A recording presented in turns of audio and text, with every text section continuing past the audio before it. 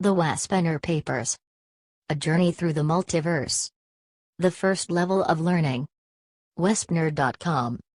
Genetic Manipulation, GM, Section. GM Paper Number 4, Abraham, Moses and the Chosen People. By Wespener, Thursday, June 23, 2011. 1. In the aftermath of the nuclear fallout. The plane at the spaceport, which had been used as runways for the shuttles, were now totally destroyed after Ninurta and Nergal, the angels in the Bible, nuked the Sinai and Sodom and Gomorrah, with not even one tree standing. The dark brown cloud which headed eastward towards Sumer carried death on its wings. Wherever it swept, life in all forms died mercilessly. The fallout also annihilated the hybrid Nibiruan, Cro-Magnon slaves in Mesopotamia, loyal to the Enlil.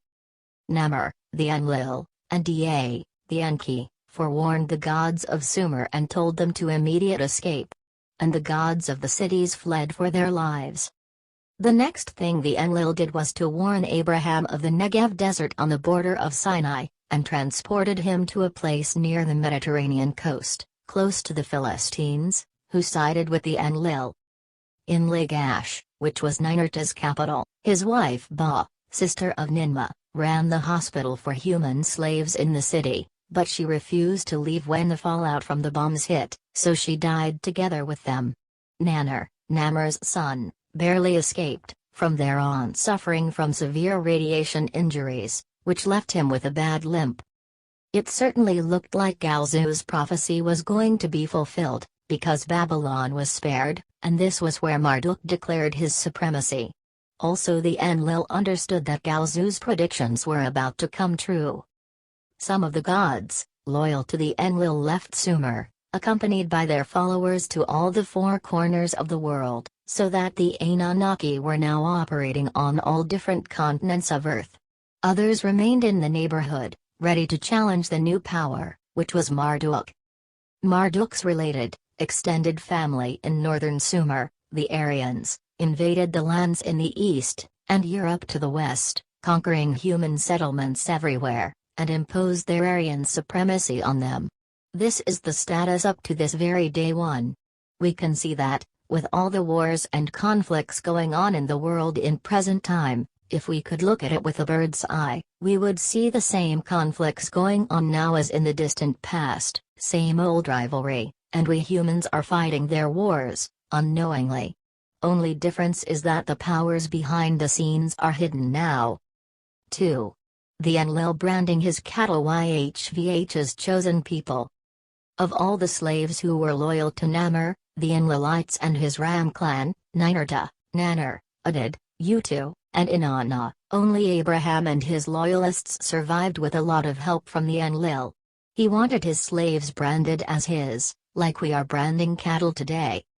So when Abraham was 99 years old, the Enlil, YHVH in Hebrew, or Yehovah, commanded him and his male followers to cut off their foreskins so they would be clearly branded for Namur and his sons by having phalluses like those of the A.M.I. This way the gods could easily recognize their own slaves. After Abraham and his people had all been circumcised, the Enlil told Abraham, "Unto thy seed have I given this land and the brook of Egypt, Nile, until the river Euphrates." Namur was clearly telling Abraham that he and his followers were the Enlil's chosen people. The land he gave his chosen people included both that of the Arabs and that of the Israelis, which we will see soon. 3. And the axe was made of gold. The Enlil said Abraham would get a son by Sarah, who by the way was his half-sister, and who, by Nibiruan succession practices, would produce a son superseding Ishmael, Abraham's son, with his second wife, who was Sarah's Egyptian slave, the ancestors of the Arabs. Sarah gave birth to Isaac, ancestor of the Israelis, in 2025 in Canaan. Here is where it's getting interesting. Although it is all following the biblical story, Ishmael was raised to become Abraham's heir, to rule Canaan. At least this was what everybody thought. However, Ishmael and his mother were sentenced to die in the merciless desert, only to make way for Isaac as Abraham's successor. Sarah said to Abraham that he should get rid of the Egyptian slave woman, because that woman's son would never be his heir, but her son Isaac would. The Enlil sided with Sarah, although, in reality, it was most probably the other way around. Sarah sided with the Enlil. Namor told Abraham to listen to Sarah, because Isaac was going to be his successor. He further said, I will make the son of the maidservant into a nation also because he is your offspring. And moreover he told Abraham to expel Hagar, Sarah's slave, in person. This was the Enlil's first test to check his slave's loyalty by driving a wedge between him and Hagar. Abraham obeyed without questioning, gave Hagar bread and a skin bottle of water and sent her and the child out to wander in the wilderness of Beersheba. Once the water was all used, Hagar put Ishmael under a bush. She couldn't let the little boy die. Just when it seemed like the end was near, the Enlil appeared in the desert and showed Hagar to a well, thus saving her and Ishmael, winning her undivided loyalty. From there, Ishmael became the father of the Arabs, whom up to this date are in conflict with the descendants of Isaac for Canaan. The gods know how to divide and conquer. Isaac was the apple in the eye of Abraham, and he loved him dearly. The Enlil, noticing this, decided to once again test Abraham's loyalty.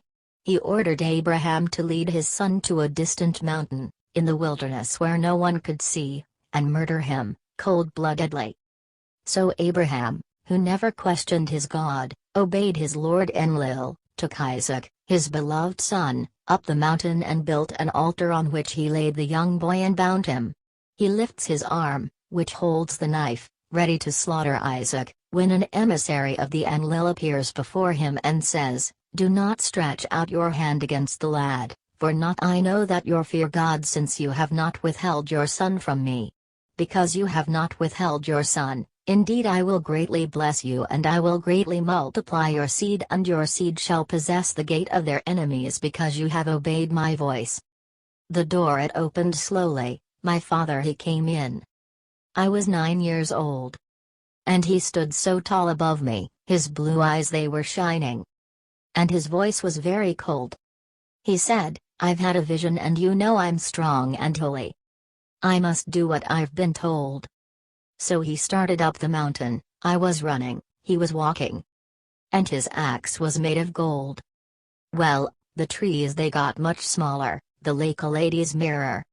We stopped to drink some wine. Then he threw the bottle over.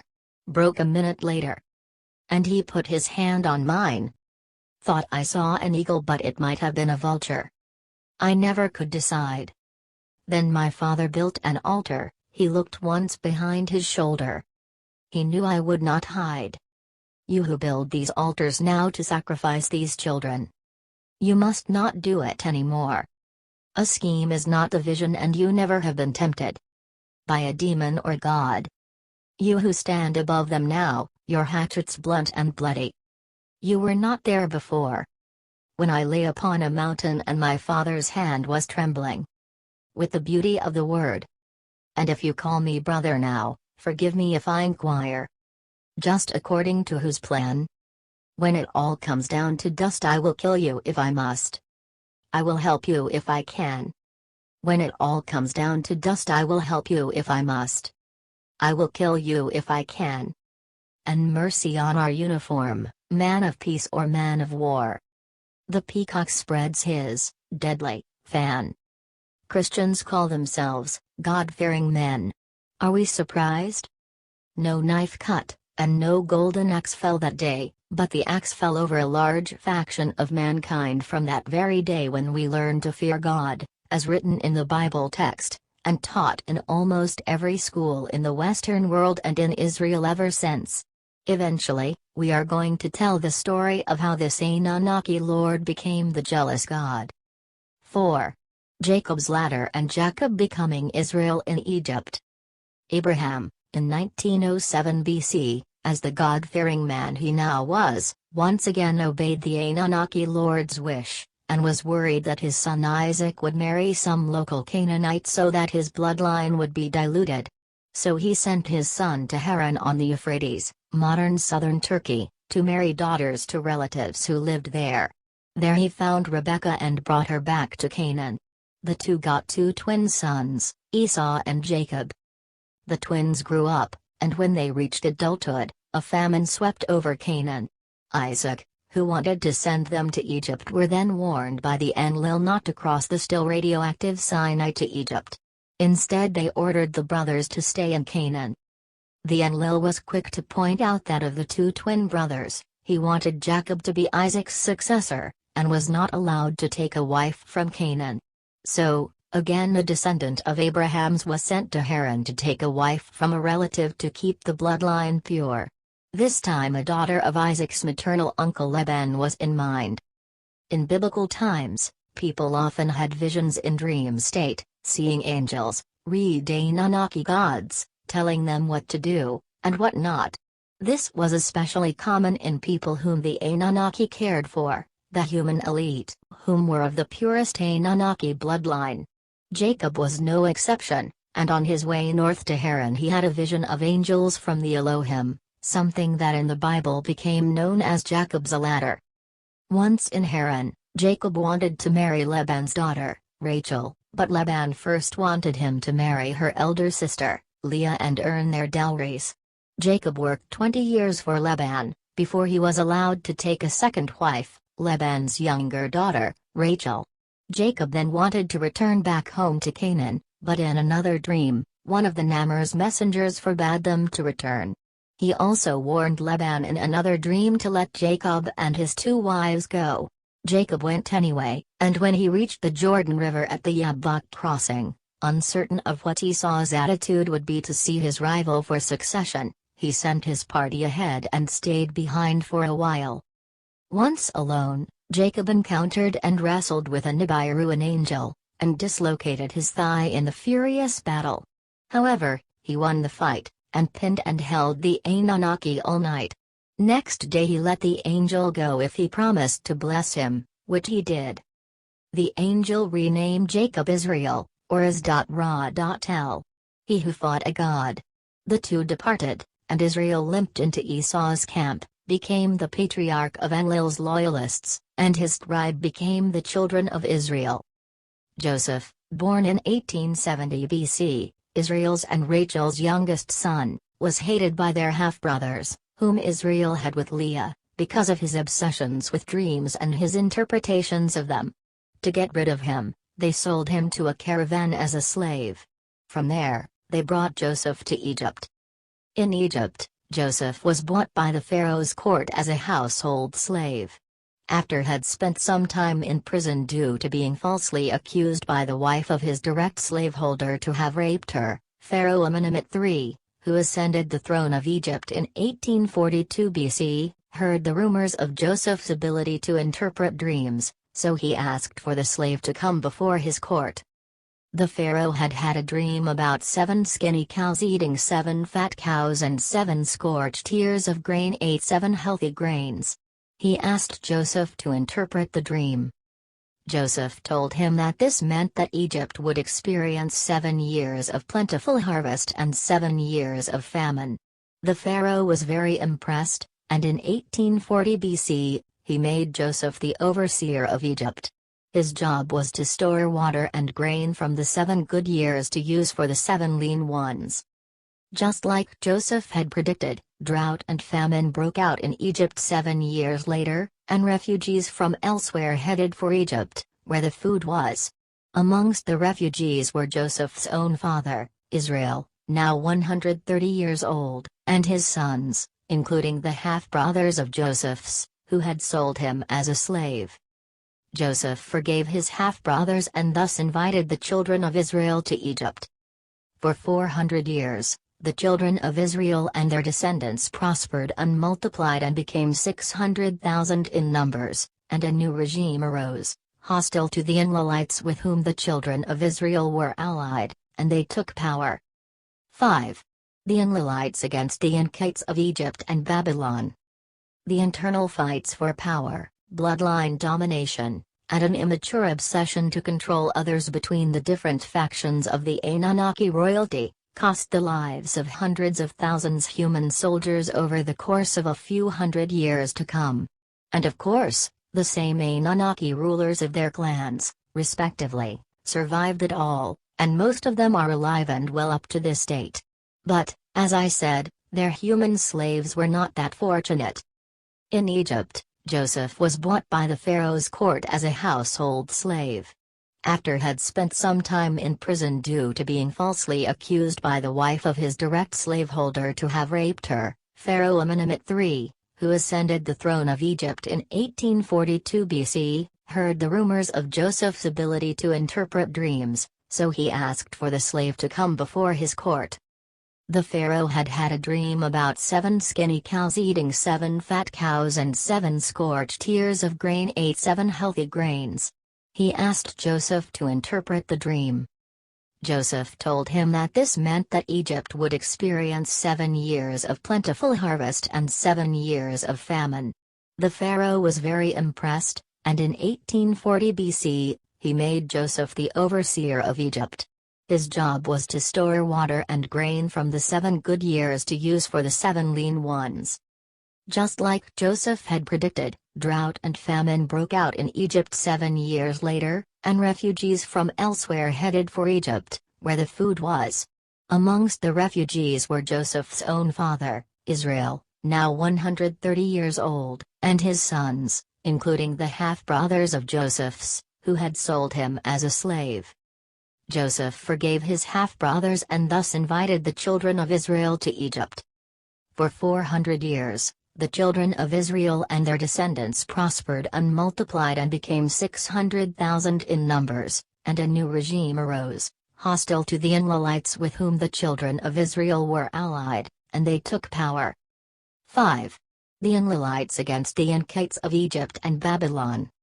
The internal fights for power, bloodline domination, and an immature obsession to control others between the different factions of the Anunnaki royalty, cost the lives of hundreds of thousands human soldiers over the course of a few hundred years to come. And of course, the same Anunnaki rulers of their clans, respectively, survived it all, and most of them are alive and well up to this date. But, as I said, their human slaves were not that fortunate. 6.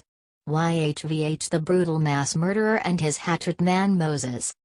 In this part, I am going to use direct Bible quotes on occasion, to show the character of the Enlil, aka YHVH, God of the Israelites.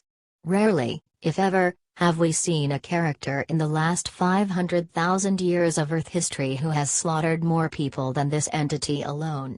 Forget Hitler, or any so-called dictator that we know from history books, or from present-time events.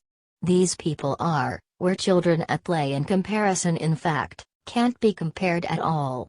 And this is the God of Israel, and also the Christian God. If we don't break this God spell very soon, humanity is going to be in deep trouble. In 1650 BC, new rulers, who became the pharaohs of the New Kingdom, conquered Egypt. Pharaoh Thutmose of this new regime invaded Mesopotamia to the Euphrates River, which was the Enlil's domain. Here was also where Abraham's relatives and their descendants lived. Thutmose expected the Enlilites to strike back, and he feared the Israelites in Egypt, whom had grown, as we know, to the large number of 600,000. Hypothetically, they could take Egypt from within. The Middle Kingdom of Egypt, which preceded the New Kingdom, had promised to honor the Israelites and allow them to stay in Egypt, thanks to Joseph's abilities to save Egypt from 7 years of famine and drought. However, the new regime decided to cancel the agreement. So Thutmose started working the children of Israel to death and stopped them from breeding. He commanded that every newborn Israelite male should be killed at birth. To save their newborn son, a couple descended from Israel put the boy in a box and let it float down the stream where Thutmose's daughter took a bath. She gave him the name Moses and decided to adopt him. This happened. Moses grew up, and in 1482 BC, while Thutmose III intensified hostilities against the Enlilites outside Egypt and the Israelites within, Moses killed an Egyptian overseer who was brutalizing Israelites. the Pharaoh put a death warrant on Moses, who managed to escape to the Sinai Peninsula, where he married the daughter of a priest. When Thutmose III died and Amenhotep II took over as Pharaoh, he let the death warrant on Moses expire. The Enlil, YHVH, showed himself to Moses as a burning bush and told him to go to Egypt and show his magical powers to the Pharaoh, so that he would free the Israelites. Moses obeyed and went back to Egypt. However, Amenhotep II was not too impressed with Moses' sorcery. On the contrary, the Pharaoh decided to triple the work burden for the Israelites. YHVH decided to have the Pharaoh abide by using other means. He therefore engineered a series of plagues, infestations, cattle diseases, 3 days of darkness and weather abnormalities, such as today's harp, followed by the murder of all non-Israelite firstborn children and cows in Egypt, payback for the previous Pharaoh's decision to kill off any firstborn Israelite male. This did the trick, and in 1433 BC, he let the Israelites go. However, when the mass exodus from Egypt started, Amenhotep noticed that they seemed to be trapped between the desert sedge and the lakes, then the Red Sea, so the Pharaoh sent his chariots to recapture Moses and his people. YHVH then used technology to divide the sea so the Israelites could cross, but when the Egyptians followed, he closed the opening and drowned Amenhotep's soldiers. YHVH then led his people to the edge of the Sinai Peninsula. He gave them food and protected them from enemies. In addition, he had the Israelites kill 3,000 people for refusing to declare exclusive loyalty to him and 23,000 Israelites for having premarital sex back in 1513 BC. Moses grew up, and in 1482 BC, while Thutmose III intensified hostilities against the Enlilites outside Egypt and the Israelites within, Moses killed an Egyptian overseer who was brutalizing Israelites. The Pharaoh put a death warrant on Moses, who managed to escape to the Sinai Peninsula, where he married the daughter of a priest. When Thutmose III died and Amenhotep II took over as Pharaoh, he let the death warrant on Moses expire. The Enlil, YHVH, showed himself to Moses as a burning bush and told him to go to Egypt and show his magical powers to the Pharaoh, so that he would free the Israelites. Moses obeyed and went back to Egypt. However, Amenhotep II was not too impressed with Moses' sorcery. On the contrary, the Pharaoh decided to triple the work burden for the Israelites. YHVH decided to have the Pharaoh abide by using other means. He therefore engineered a series of plagues, infestations, cattle diseases, 3 days of darkness and weather abnormalities, such as today's harp, followed by the murder of all non-Israelite firstborn children and cows in Egypt, payback for the previous Pharaoh's decision to kill off any firstborn Israelite male.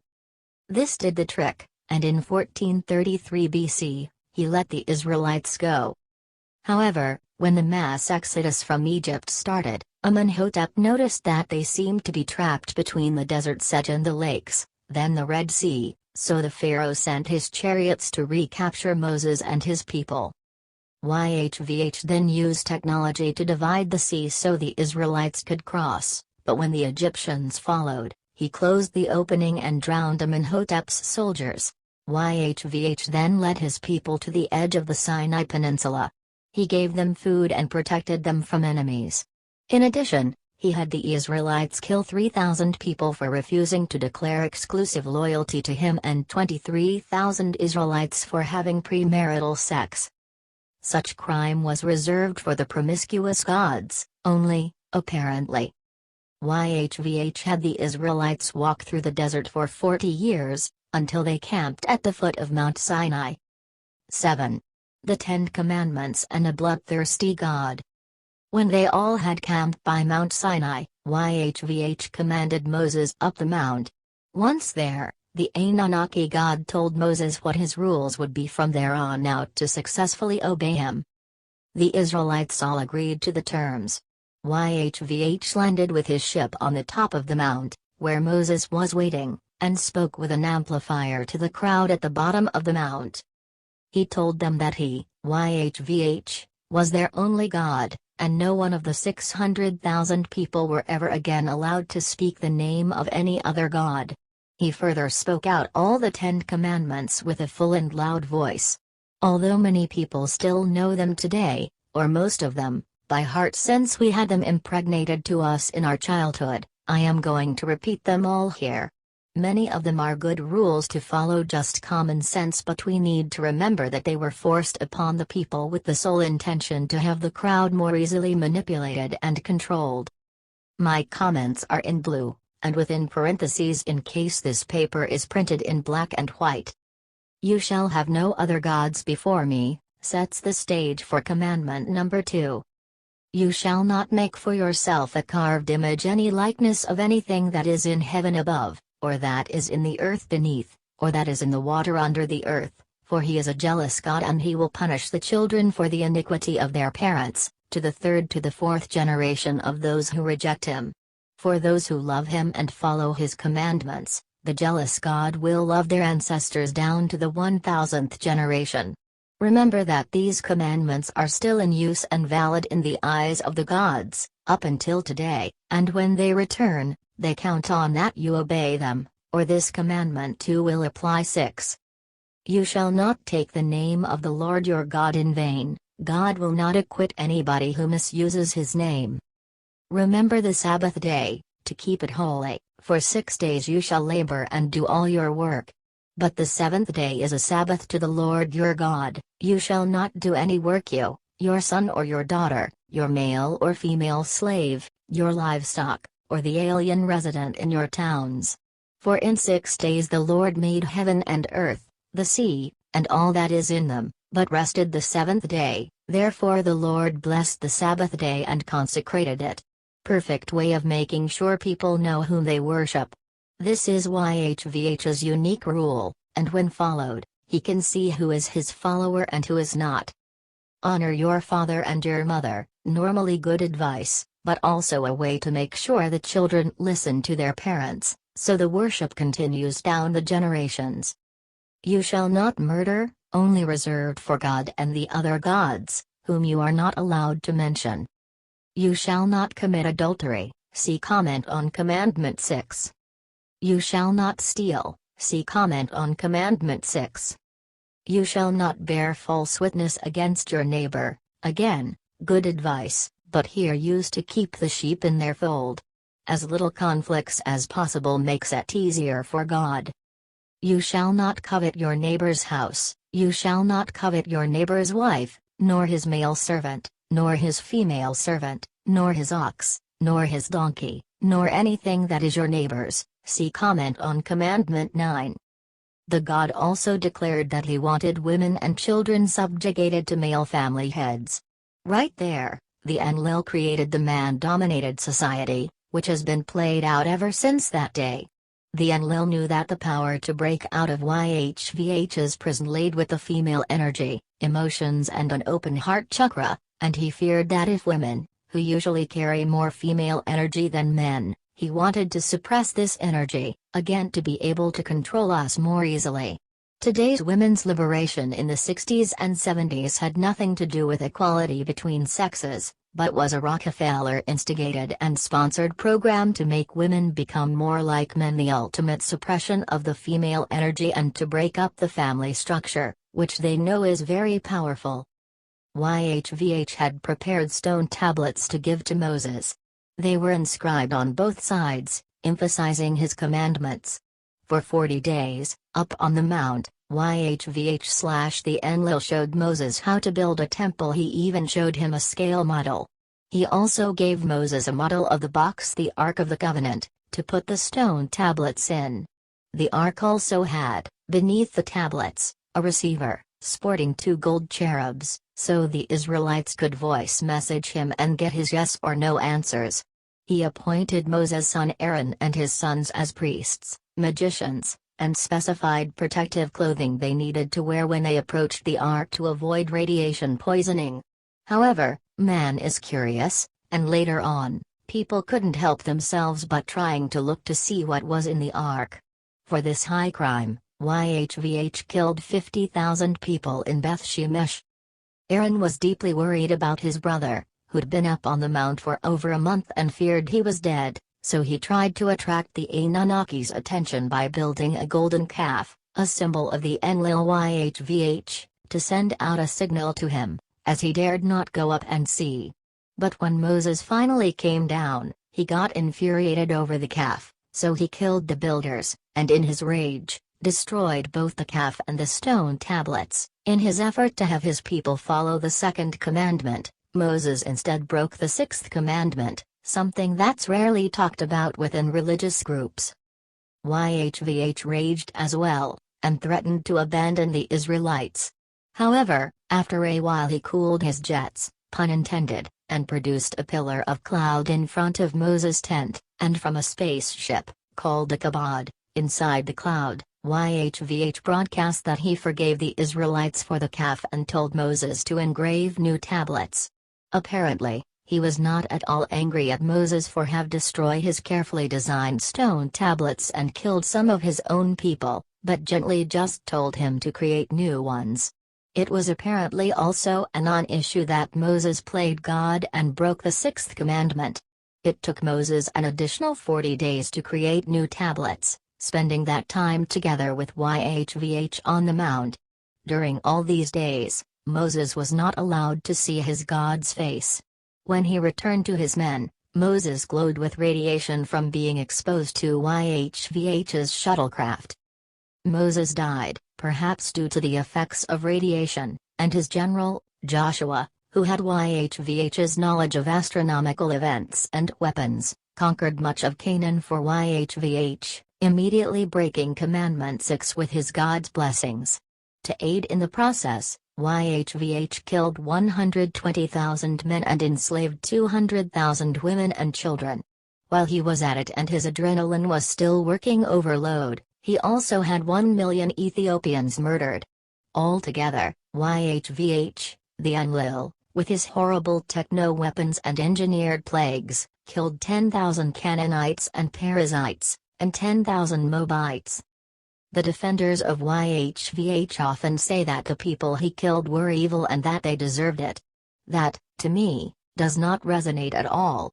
Even when some of the pharaohs acted out on the Israelites, they repeated what the Anunnaki had given them in form of genes, DNA, and not the least, from the gods' own behavior, destructive action? Revenge? Destructive action? Worse, revenge, in an endless, immature to the extreme, cycle. What kind of gods are they? I am not justifying what some of us humans did and do under the influence of these immature gods, but I am just saying there are logical explanations. The genes, which include traits like murder, rape, revenge, jealousy, service to self behavior, and more, would most probably not be dominant traits in many people on Earth if it wasn't for them. Some people still look up to these gods, but for what reason? Here on Earth, today, there are millions of people who are much more advanced than they are, in the sense of maturity and spiritual evolvement. Hold your heads high, humans, because every day most of us are doing good deeds for self and for others, in spite of the negative and degraded genes that were implanted in us. This shows we have something very admirable, honorable and desirable. We have strong, loving hearts. And this we can't thank the Anunnaki for. We are who we are, when at our best, in spite of them. But have faith, people of Earth who have been waiting. This merciful God and all his merry fellows are soon coming back to spread their enlightenment and blessings over us. Have mercy on us all. To be continued.